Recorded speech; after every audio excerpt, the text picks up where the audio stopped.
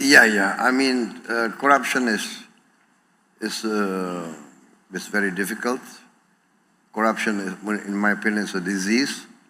Once it reaches stadium 4, like cancer, it's very difficult. But corruption, in my reading of history, corruption will destroy countries, nations, and regimes. So, yeah, I am determined to try to cut down corruption, and then sometimes the only thing is you must give the example, right? So yes, when I became Minister of Defense, the first night I became Minister of Defense, I remember I called in all my relatives, my nephews.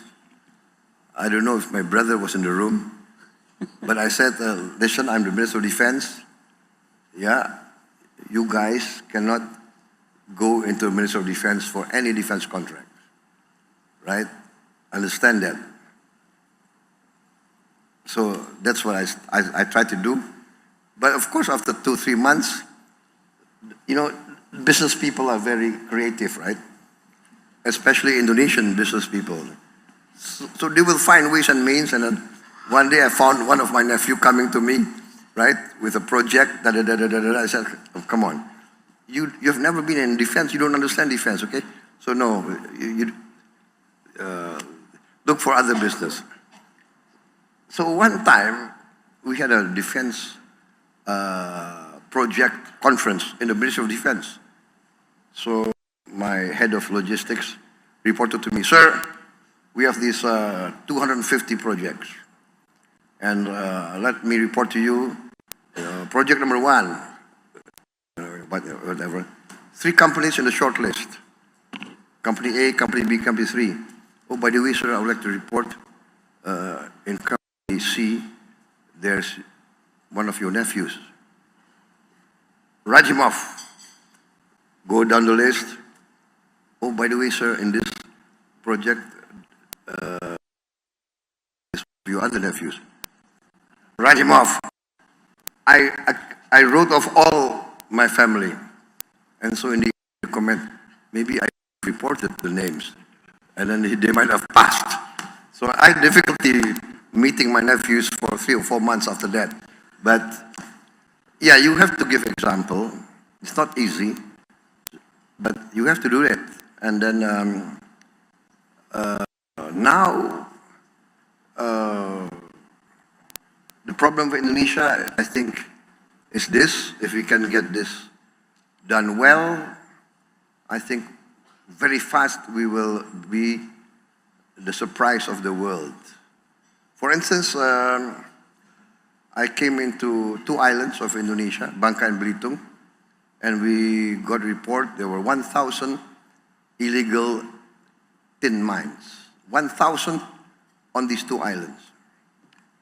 And we were losing maybe 80% of our total tin production to these illegal miners and through smuggling.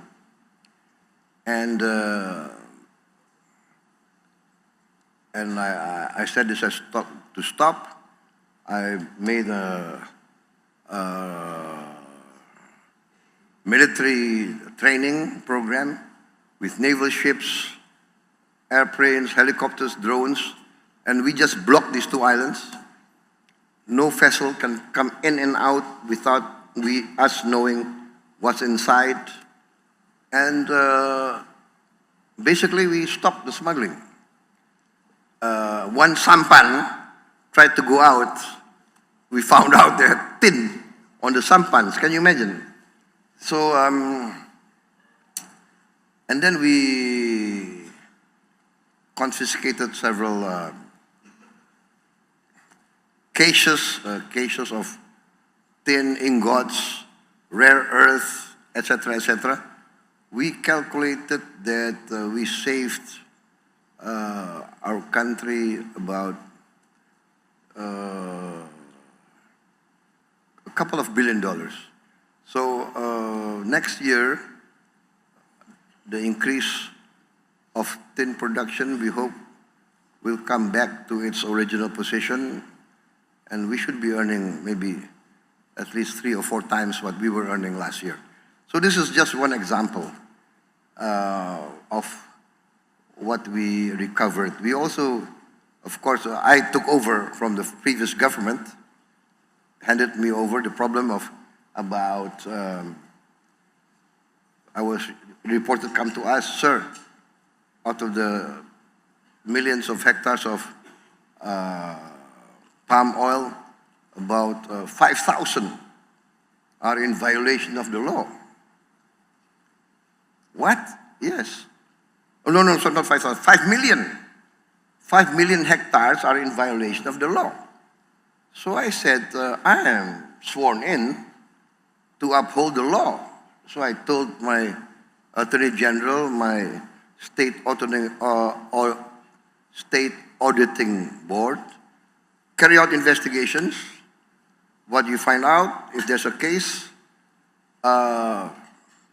terminate their concessions. And that's what we did. I think by as of this month, we have recovered about 3.7 million hectares of plantations that violated the law. One plantation, 2 plantations, one was 50,000, the other 50,000, violated the law.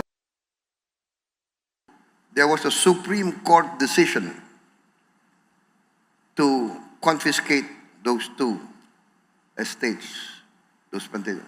18 years ago, Supreme Court of Indonesia decision, not carried out for 18 years. The Attorney General came to me and said, what, Supreme Court? Inkrah, so no more ways to appeal.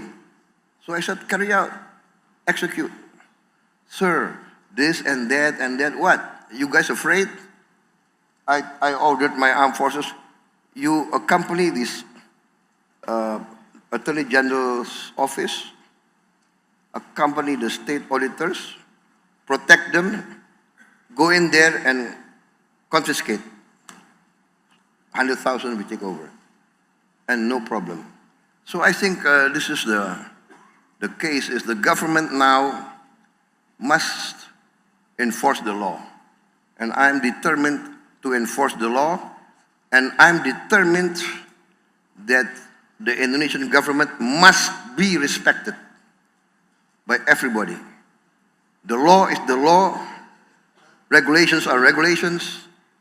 Those who violate the law will have to deal with the law.